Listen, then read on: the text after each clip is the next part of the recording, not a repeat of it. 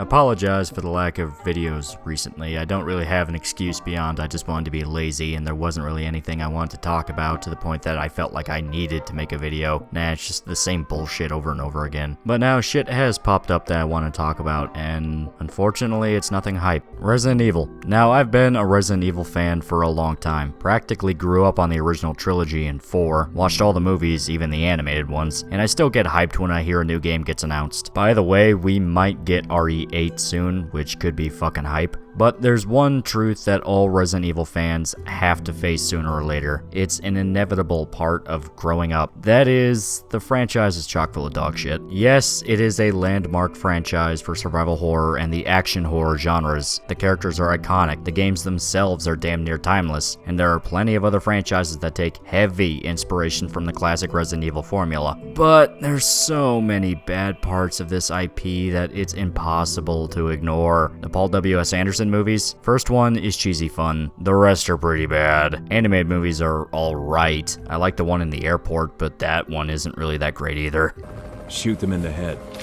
Resident Evil 5 and 6 remain as black stains that we'd all like to forget ever happened, even if Chris went full Kenshiro on a boulder. Now, I know what you might be thinking. Loli, why are you talking about Resident Evil yet you aren't using any footage from the actual game series? Well, there's a very simple answer for that. I didn't actually think about that until I was halfway through editing the video. I'm gonna be honest with you. I'm kind of retarded. But in all seriousness, let's move on to the main point. Netflix has turned into an absolute toilet drain. Sure, it can occasionally have a good movie or two pop up now and again, but most of the time, especially now, it's all unwatchable crap you scroll right past. Who actually watches Daybreak? Why is this constantly shoved in my face? Everything that was good died, or turned into complete garbage and then died. Whatever made Netflix special in the beginning is long gone. It's a parasite that takes $15 out of your bank account every month now. Yes, there are gems in the rough, but the vast majority is nothing you're gonna remember. Remember Death Note? I do. But of course, Netflix and Resident Evil would eventually cross paths. The western side of the Resident Evil franchise can't make a good decision if their life depended on it. Paul W.S. Anderson killed any hope for a good live-action movie, and now he's gonna do that to Monster Hunter, because he is desperate to be the American equivalent to Uwe Boll. When the game series tried to westernize itself during that dark age of Capcom that gave us Resident Evil 5 and 6 and DMC Devil May Cry, everything that made the franchise fun was sucked out completely. Instead, it was all shooty bang bang shit like Call of Duty, an explosion so big it wiped away all the charm this series had. But they redeemed themselves with RE7, so it all worked out okay on that front. The point is that nobody working in movie studios really seems to understand Resident Evil. In fact, anytime it touches our shores, we fuck it up. They try to turn it all into a generic action movie with monsters. I mean, you have a massive cast of characters you could pick from, yet the entire live action franchise focused on a fanfic level demigod that never existed in any of the games. I get it, Paul. You want to give your hot wife work, but how about instead of killing her career with these shit movies, you could have gained a few points by removing Alice altogether? Make her Jill, or Claire, or anyone like that. That way you're not saddled with stapling this OC Do Not Steal chick into the events people actually remember from the franchise. It's the same problem that all of these Marvel and Star Wars movies have now. They turn iconic moments into Easter eggs. Things just show up instead of actually being a part of the story. Instead of actually introducing concepts that people could remember, they shove in half-hearted ideas with zero context just to make you go, remember that? Or, man, isn't that a cool action figure? Fuck's sake. Resident Evil Afterlife had zombies that were clearly infected with the parasite from 4, yet that was never a plot point in the movie. Zombies just had the weird mouth tentacles because the zombies from 5 had them, and that game was popular at the time. Not to mention the big axe dude from Resident Evil 5 that was the equivalent to the chainsaw dude in 4. Once again, completely different infection which had completely different rules. But fuck it, you get to put that shit in the trailers. Also, Apocalypse had the OC Do Not Steal Alice make Nemesis remember he was a human, and he dies being a good boy and protecting her. I'm not joking, that happened. It took away the badass moment Jill had in 3 when she finally kills him. You want stars? I'll give you stars.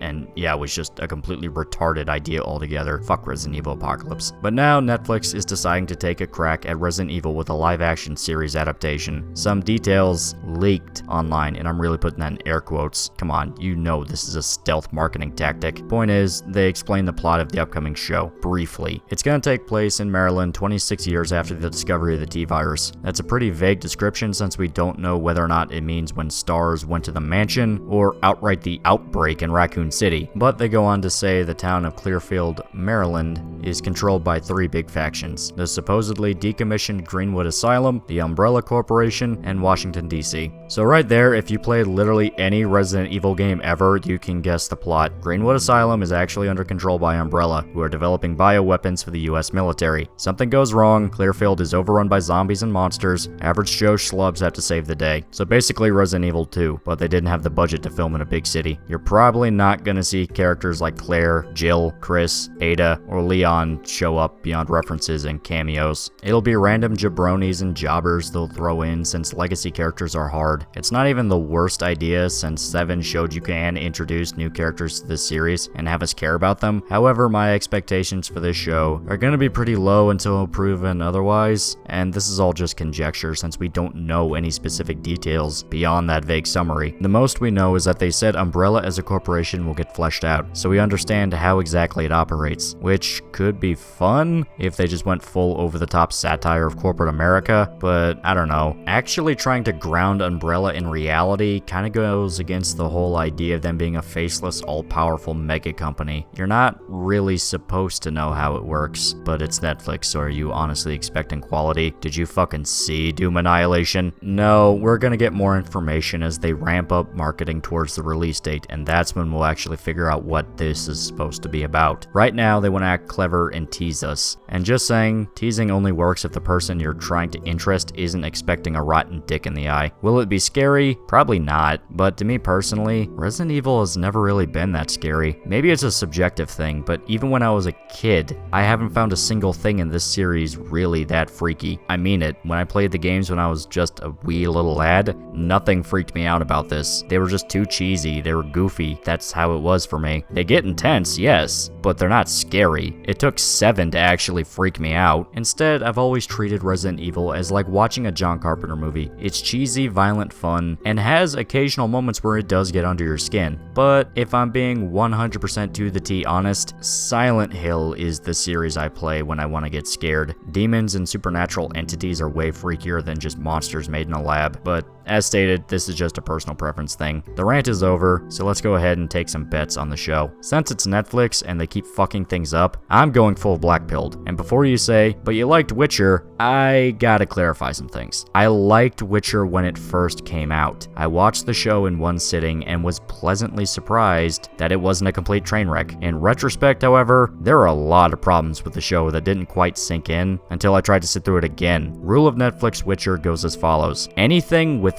Geralt is garbage. When Geralt is on screen, it's fun, but it's a cheesy sword and sorcery show. It's not actually good, it's just fun. Henry Cavill carries the entire thing, and there really isn't enough of them. Please remember that Witcher is currently one of the few shows actually worth watching on Netflix. Marco Polo died for this, and I swear to Christ, if they cancel Mindhunter, I'm not watching anything Netflix makes. We don't even get their anime. I had to fucking pirate Beastars and Dorohedoro. There's just not much hope that Netflix Resident Evil will actually be good. If it does turn out alright, it'll be a miracle. But so many of these adaptations fall apart that I honestly just can't see this one turning out okay. It's better to go in expecting trash. Don't set yourselves up for disappointment. So here are my bets for Netflix Resident Evil. Cast will be diverse. All sorts of brown and female protagonists will take the stage, and they'll do it the frustrating way, by constantly bringing attention to it. Except Umbrella. Umbrella will be staffed by all white guys, and the CEO will probably be a Donald Trump allegory. We won't see legacy characters actually show up on screen. They'll all be referenced, or you see pictures with them in it, but not once will you actually see Leon blow off a zombie's head. It'll be a ripoff of The Walking Dead. Like how those ultra-violent comedies popped up after Ash vs. Evil Dead came out. Shit like Stan vs. Evil or Santa Clarita Diet. Does anyone even fucking watch these shows?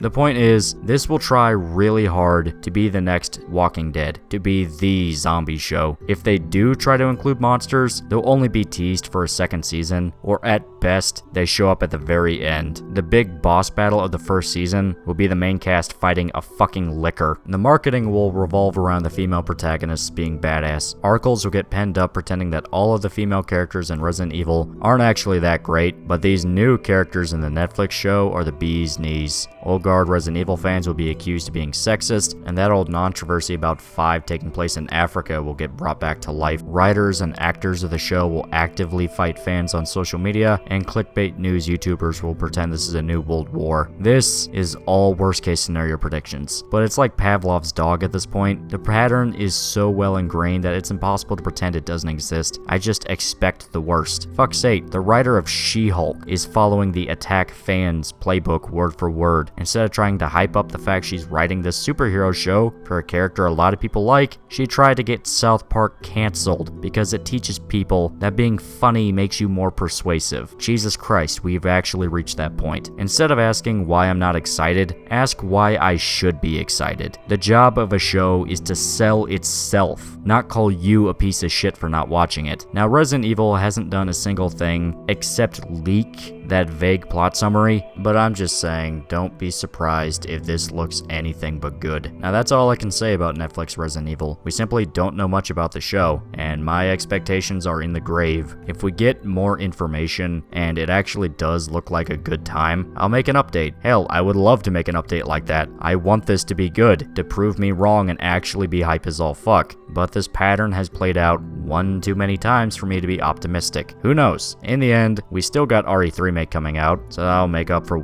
however bad this show is gonna be. Until next time, please remember to like, comment, and subscribe. See you guys. Oh, Barry! That was too close. You were almost a Jill sandwich. You're right. Barry, thanks for saving my life. They're dead. 2 kids gonna die tonight.